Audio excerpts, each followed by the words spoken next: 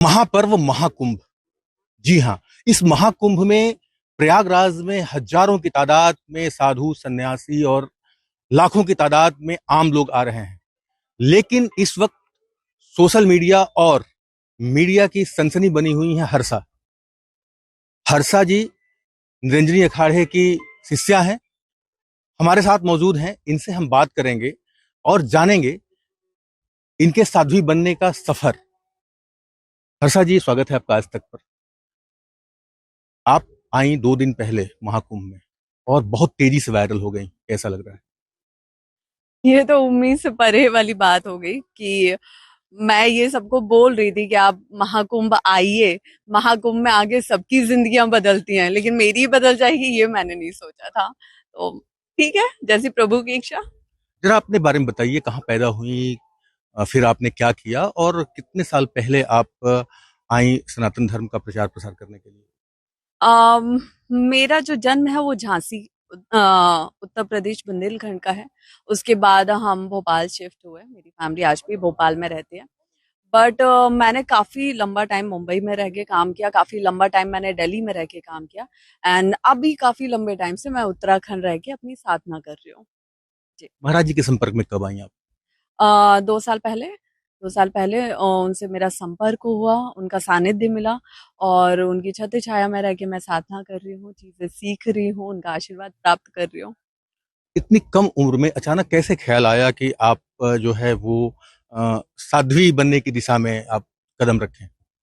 देखिए, मुझे लगता है ना कि सनातन धर्म की गहराई में जाने के लिए या भक्ति की गहराई में जाने के लिए या हमारी संस्कृति को सीखने के लिए मुझे नहीं लगता कोई भी उम्र होती है।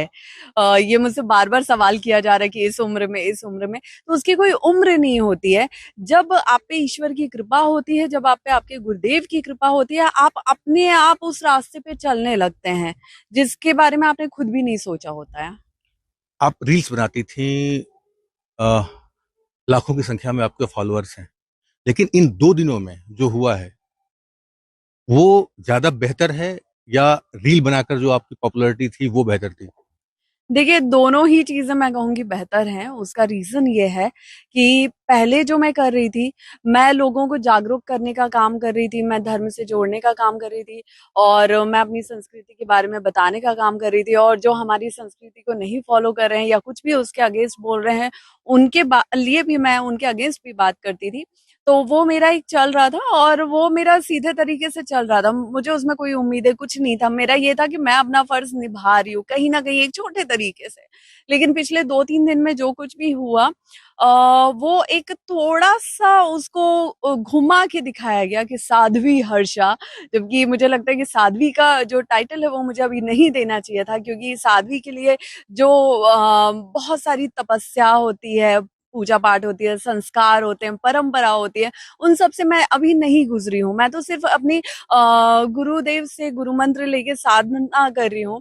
तो वो ठीक है, उसको टाइटल देके और फिर वो जो पूरे देश में फैल रहा है वो आपके सामने ही है। तो इसका मतलब ये है कि अभी आपने साध्वी की दीक्षा नहीं ली है? हाँ जी, मैंने अभी साध्वी की दीक्षा नहीं ली है। मैंने गुरुदेव को निवेदन ज़रूर किया है। बाकी गुरुदेव ने बोला है कि वो इस पे विचार करेंगे, तो मैं उनका इंतज़ार कर रही हूँ कि कब वो अपनी कृपा मुझ पे करेंगे। हर्षा जी, जो आपकी पहले की रील्स थी जिसमें आप वेस्टर्न कल्चर में हुँ, वेस्टर्न कपड़े पहन के हुँ, डांस कर रही हैं और हुँ, उसको भी लोग टैग कर रहे हैं हुँ, इस महाकुंभ वाली रील के साथ, हुँ। तो उस पर क्या कहना है आपका? वो कहीं न कहीं मैं उसे बहुत पॉज़िटिव तरीके से ले रही हूँ और मुझे लगता है कि ये बहुत अच्छा हो रहा है। क्योंकि जो संदेश, जो मैसेज मैं युवाओं को देना चाहती थी, वो इनडायरेक्टली कोई और दे रहा है। मैं उन्हें ये बताना चाहती थी कि मेरा ट्रांसफ़ॉर्मेशन कहाँ से कहाँ हुआ है, मेरा बदलाव कैसे कहाँ से कहाँ पहुँची हूँ मैं। तो वो कहीं न कहीं लोगों की नज़र में आ रहा है। अब उसे लोग पॉज़िटिव वे में ले रहे हैं या नेगेटिव वे में, वो तो देखिए अपनी-अपनी समझ पे डिपेंड करता है। हर्षा जी, एक सवाल ये है कि जब आप गुरु जी के संपर्क में आई तो उन्होंने क्या कहा आपसे? पहली बात वो क्या थी जो आपसे मिलने के बाद उन्होंने कहा? देखिए, मैं गुरुदेव से मिली। हर कोई अपनी जिज्ञासाएँ, अपने प्रश्न अपने गुरुदेव के सामने रखता है, मैंने भी रखा और मैंने उनको बोला कि मुझे संन्यास लेना है, लेकिन उन्होंने मना कर दिया। उन्होंने मुझे 3 बार मना किया है और उन्होंने मुझे ये भी समझाया कि पहले अपना गृहस्थ जीवन जियो, एक नॉर्मल जिंदगी जियो, अपना काम करो, खूब तरक्की करो, उसके बाद जब सही समय आएगा तब हम तुम्हें दीक्षा देंगे सन्यास की, लेकिन अभी मत करो। तो उन्होंने मुझे हमेशा मेरे हित के लिए समझाया। हर गुरु अपने बच्चे को, अपने शिष्य को हित के लिए समझाता है, लेकिन अ, मुझे शायद मैं इस रास्ते पे कुछ ज्यादा धुन में चली गई कि नहीं नहीं मुझे इसी में जाना है, इसी में जाना है, तो वो अभी ऐसा चल रहा है। वापस नहीं जाना है, अब धर्म का प्रचार ही करना है। जी बिल्कुल, मैं अपने धर्म के लिए, अपनी संस्कृति को आगे बढ़ाने के लिए काम करना चाहती हूँ। जिस तरह उत्तर प्रदेश में कई युवाओं को मैं देख रही हूँ कितने अच्छे से सरकार ने यहाँ पे महाकुंभ के लिए इतने अरेंजमेंट किए हैं, महाकुंभ को इतना व्यापक रूप दिया है। तो इसी तरह जिस तरह आज महाकुंभ को देश में ही नहीं बल्कि विदेश में जाना जा रहा है, तो उसी तरह मैं चाहती हूँ कि हमारे सनातन धर्म को, सनातन संस्कृतियों को, यहाँ के रीति रिवाजों को पूरे विश्व में जाना जाए। हर्षा जी, एक सवाल ये है कि जब आप का ट्रांसफॉर्मेशन हुआ जो आप बता रही हैं, अचानक ग्लैमर की दुनिया से आप आ गए आस्था की दुनिया में, घर वालों का क्या रिएक्शन था? घर वाले पहले तो खुश थे कि चलो अच्छा है, और कौन से घर वाले ऐसे होते हैं जो खुश नहीं होते हैं जब बच्चा धर्म और संस्कृति की राह पे चले। लेकिन हाँ, उन्होंने मुझसे ये उम्मीद नहीं की थी कि मैं संन्यास या ऐसा कुछ लेना चाहती हूँ। वो उनको अब धीरे धीरे पता चल रहा है, तो वो अभी खुल के बात नहीं हुई है। अभी 2 दिन पहले जो वीडियो आपका वायरल हुआ है उसको लेके घर से कोई फोन आया? फोन आया? फोन ना फोन ना आना खुद में एक बहुत बड़ा मैसेज होता है। हर्षा जी, ये बताइए कि आप केदारनाथ भी गई और उसके बाद आप महाराज जी से मिली, जी। तो अब महाराज जी आपको क्या कहते हैं? महाराज जी, गुरु जी, परम पूज्य गुरुदेव, मुझे हमेशा उन्होंने अपनी बेटी बोला है, माना है और बेटी की ही तरह रखा है, बेटी की तरह ही समझाया है। तो वो कहीं ना कहीं की एक गुरु, एक पिता बन के हमेशा वो मार्गदर्शन करते हैं मेरे अंदर, क्योंकि हम तो युवा हैं, हमारे मस्तिष्क में, मन में हजारों सवाल उमड़ते हैं बहुत सी चीजों को लेके।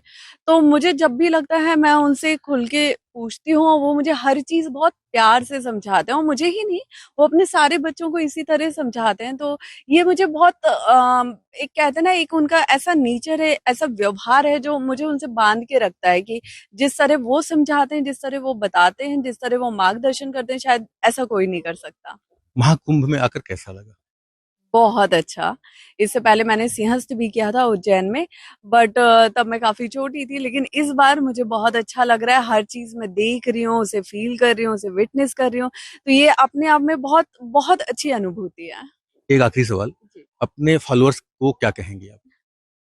मैं सबको यही रिक्वेस्ट करती हूँ और यही रिक्वेस्ट करूंगी कि आप अपने धर्म से जुड़े रहें, अपनी संस्कृति को जानें, अपनी संस्कृति को आप इतना डीपली समझें, पढ़ें कि आप दूसरों को उसके बारे में बता पाएं। जब कभी सवाल हो तो मोस्टली हम बहस तो कर लेते हैं, लेकिन हम तर्क नहीं दे पाते हैं। तो वो कहीं ना कहीं एक कमी है युवाओं के अंदर कि हमारे पास खुद बताने को कुछ नहीं होता, तो हम तर्क को बहस में बदल देते हैं। तो आप अपनी संस्कृति, अपने धर्म को जानें, उसके बारे में पढ़ें, सुने, और उसके बाद लोगों को और उसके बारे में बताएं और सनातन धर्म से उसे जोड़ें। ट्रोलर्स को क्या जवाब देंगी हर्षा? कुछ नहीं, वो जो भी कर रहे हैं मैं उसको पॉजिटिव वे में ले रही हूँ, और उनका नेगेटिव रिएक्शन भी मेरे लिए पॉजिटिव ही काम कर रहा है। तो अगर उनको नहीं समझ में आ रहा है ये चीज के एक ट्रांसफॉर्मेशन क्या होता है, इंसान की जिंदगी में बदलाव कैसे होता है, और इंसान की जिंदगी में बदलाव कभी भी हो सकता है, उसकी कोई एज नहीं होती है, और आप पास्ट को लेके किसी को जज नहीं कर सकते, और फिर भी करना है तो ठीक है, उनकी मर्जी। हर्षा जी, जो आपके बाल हैं हाँ जी। एकदम बाबाओं जैसे हो गए हैं हाँ 2 सालों में ही, लोग इस पर भी सवाल कर रहे हैं कि ऐसा कैसे हुआ 2 साल में ही? ये मैंने करवाए हुए हैं, मैं ऐसे पहले से करना चाहती थी, बट समहाउ मेरा प्रोफेशन ऐसा था, मैं ऐसी सर्कल में थी, ऐसे काम में थी कि वहां मैं नहीं कर सकती थी। और जैसे ही मैंने उसे क्विट किया, उसको ब्रेक दिया, मैंने तुरंत इसको चेंज कर लिया। तो मुझे ये बहुत अच्छा लग रहा है। तो ये थी हमारे साथ हर्षा रिछारिया, जो बता रही थी कि किस तरह से ये एक सोशल मीडिया इन्फ्लुएंसर थे और इनका ट्रांसफॉर्मेशन हुआ और अब ये सनातन धर्म का प्रचार करने के लिए निकली हुई हैं। उदय गुप्ता, प्रयागराज, आज तक।